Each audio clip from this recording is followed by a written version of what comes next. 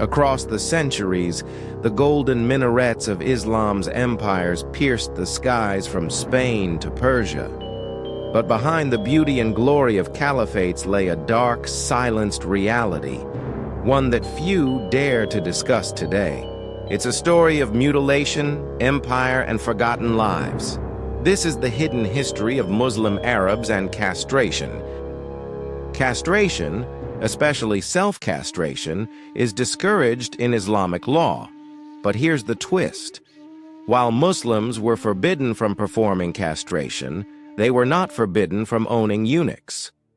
This distinction created a powerful moral loophole. The Islamic Golden Age, stretching roughly from the 8th to the 13th century, saw the rise of massive empires: the Umayyads, Abbasids, Fatimids, and later the Ottomans. All of them used eunuchs. Eunuchs were considered ideal servants, safe, loyal, and obedient. They were given charge over harems, royal quarters, and even state secrets. The use of eunuchs was not just tolerated, it was institutionalized. Al-Muqaddasi, a 10th century Arab geographer, wrote, "The Abyssinians are castrated and sold to the nobles and caliphs. They are loyal and free from lust. Thus, they are trusted more than any other servant." Ibn Khaldun, the great historian, noted, "Eunuchs were a sign of luxury and power among the rulers of Islam."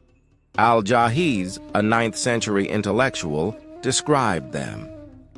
"They are trusted in all things, for they have no lineage and no lust."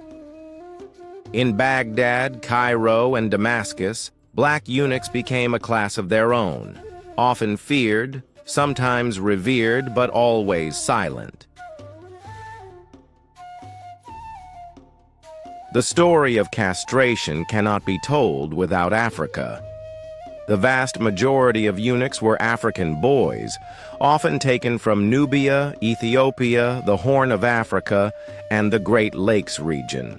Arab slave traders captured or purchased these boys, often between the ages of 8 and 12.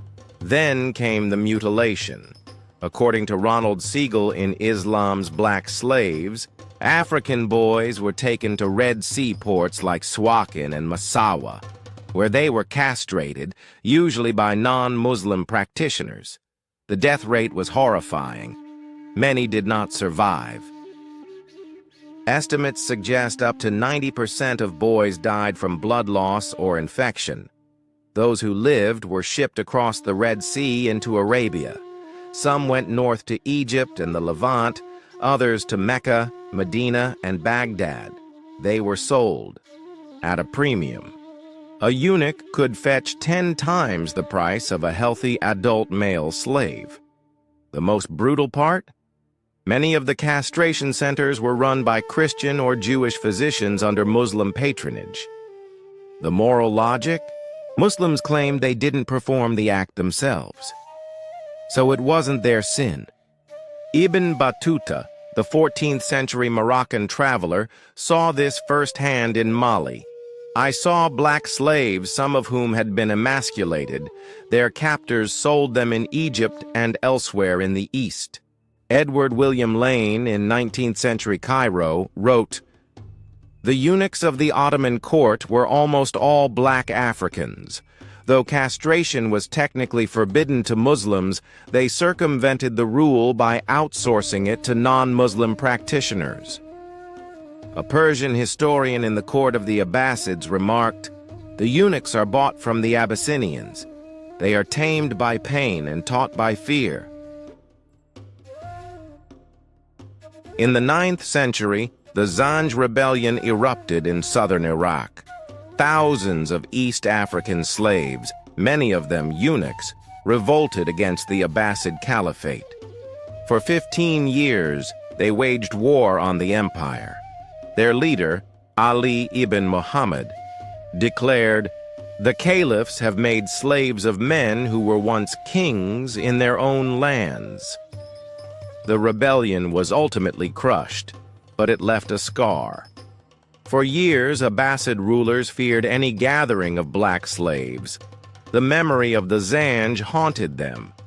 Yet, few Islamic histories recorded in detail. Why? Because it was too uncomfortable, too damning.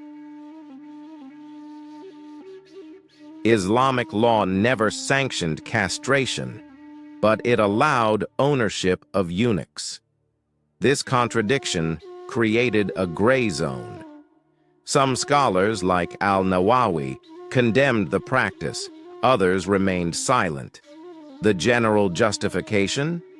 It is better to own a eunuch than to fall into sin with a woman.